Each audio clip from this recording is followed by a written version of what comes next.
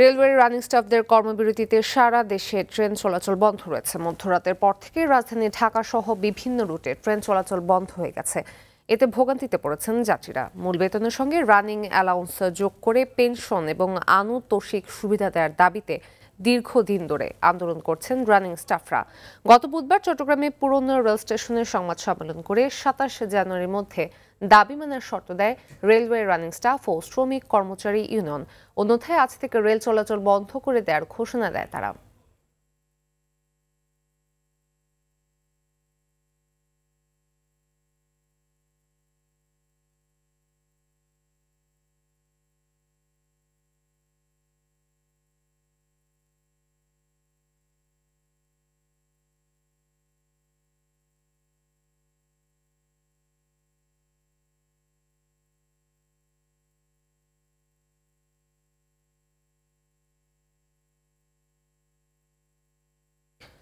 দর্শক, এ বিষয়ে আরো জানাতে ব্রাহ্মণবাড়িয়ার আখাউড়া রেল স্টেশন থেকে আমাদের সঙ্গে সরাসরি যুক্ত হচ্ছেন সহকর্মী সাদ্দাম হোসেন। সাদ্দাম, আমাদের জানাবেন যে আখাউড়া রেল স্টেশনের চিত্র কেমন দেখছেন?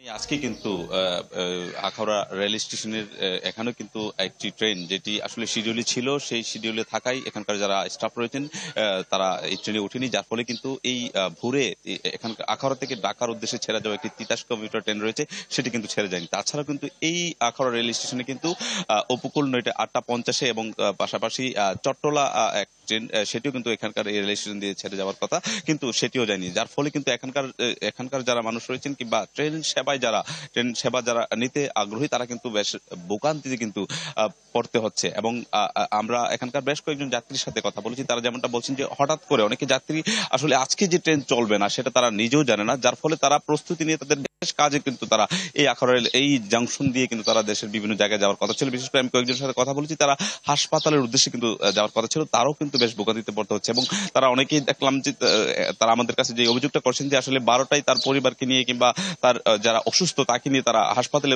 থাকার কথা, ঢাকায় তিতাস ট্রেনে যাওয়ার কথা, তারাও কিন্তু যেতে পারেনি, যার ফলে কিন্তু তারা বেশ ভোগান্তিতে পড়ছেন। এবং তারা কিন্তু ট্রেনে চলাচলে স্বাচ্ছন্দ্য বোধ করেই বিধায় কিন্তু তারা ট্রেন চলাচলের যে পথ সেটি তারা বেছে নিয়েছেন, কিন্তু ইতিমধ্যে এখন এই মুহূর্তে তারা বেশ ভোগান্তিতে পড়ছেন। তো ফাতিমা, আমরা বলতে পারি যে আজকে তারা এখানকার রানিং স্টাফ যারা রয়েছেন তারা কিন্তু বলছেন যে তারা ২৭ তারিখে তারা একটি আলটিমেটাম দিয়েছিলেন, যদি তাদের দাবি মেনে নেওয়া না হয় তাহলে কিন্তু তারা আজকে থেকে অর্থাৎ সোমবার মধ্যরাত্র থেকে কিন্তু তারা কর্মবিরতি যাচ্ছেন এবং তারা কিন্তু সেই তাদের দাবির অংশ হিসেবে কিন্তু আজকে তারা তাদের এই কর্মবিরতি পালন করছেন। ফাতিমা, এই ছিল আমার কাছে আখাউড়া রেল স্টেশন থেকে সর্বশেষ।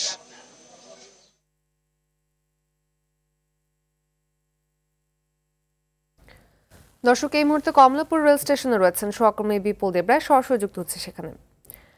বিপুল, দাবির বিষয়ে রানিং স্টাফরা কি বলছেন, আর সেই সাথে আমাদের জানাবেন যে যাত্রী ভোগান্তির চিত্র কি দেখছেন?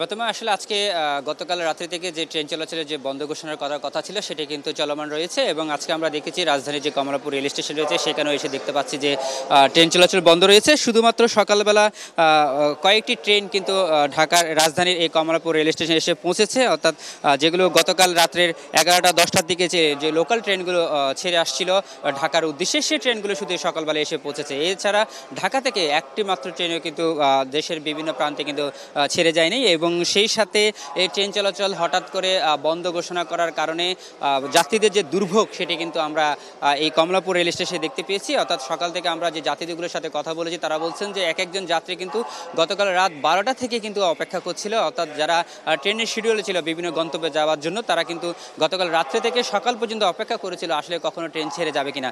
সেই সাথে তাদের একটা অভিযোগ, সেটি হচ্ছে এই ট্রেন চলাচলের যে বন্ধের যে বিষয়টি সেটি আগে থেকে কোনো ঘোষণা করা হয়নি, অর্থাৎ গত কয়েকদিন ধরে যদি সেটা প্রচার প্রসার বা আগে থেকে যদি জানা হতো তাহলে এই ভোগান্তিটা হতো না। এবং আমরা দেখতে পেয়েছি যে একজন যাত্রী বিভিন্ন দূর দূরান্ত থেকে এসেছেন এবং তাদের যে ভোগান্তি সেটা আসলে চরমে গিয়ে পৌঁছেছে। সেই সাথে রেলওয়ে কর্তৃপক্ষ বলছেন যে আসলে ট্রেনের যে টিকিটটি সেই টিকিটটি ফেরত দেওয়া হবে, এবং তবে সেই ফেরত দেওয়ার যে ক্ষেত্রে আমরা কাউন্টারে গিয়ে দেখেছি যে সেই ক্ষেত্রে সেখানেও একটি বিড়ম্বনার সৃষ্টি হয়েছে।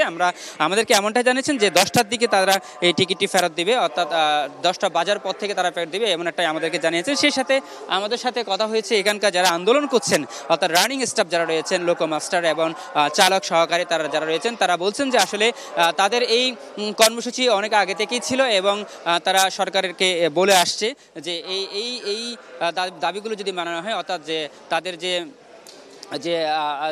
টাকার যে বিষয়টি, অর্থাৎ বেতনের যে বা বাড়তি টাকার যে বিষয়টি, সেটি যদি দাবি মানানো হয় তাহলে তারা এই আন্দোলনটা করবেন। সেই সাথে তারা আরও বলেছেন যে এই জানুয়ারি থেকে শুরু করে বর্তমান যে সরকার আছে, সরকারের সাথে তারা অনেকবার কথা বলার চেষ্টা করেছেন এবং অনেকটা চিঠি দিয়েছেন, কিন্তু তাদের কোনো সদুত্তর পায়নি। সেজন্য তারা আজকে এই ট্রেন চলাচল বন্ধ করার যে বিষয়টি সেটি তারা জানছেন। আপনাকে যদি জানিয়ে দিতে চাই, সেটি হচ্ছে আসলে ব্রিটিশ আমল থেকে অর্থাৎ আশুতোষ যে ভাতা, অর্থাৎ মাইলেজের উপর যে ভাতা এখানে পাওয়া হয়, সেই ভাতাটি আসলে হঠাৎ করে বন্ধ হয়েছিল বেশ কিছুদিন ধরে এবং তাদের দাবি দেওয়ার প্রেক্ষিতে সেই ভাতায় তারা যা চাচ্ছিল অনেক দিন ধরে, কিন্তু সেটি দাবি না মানার কারণে তাদের আজকের এই পরিস্থিতি দাঁড়িয়েছে।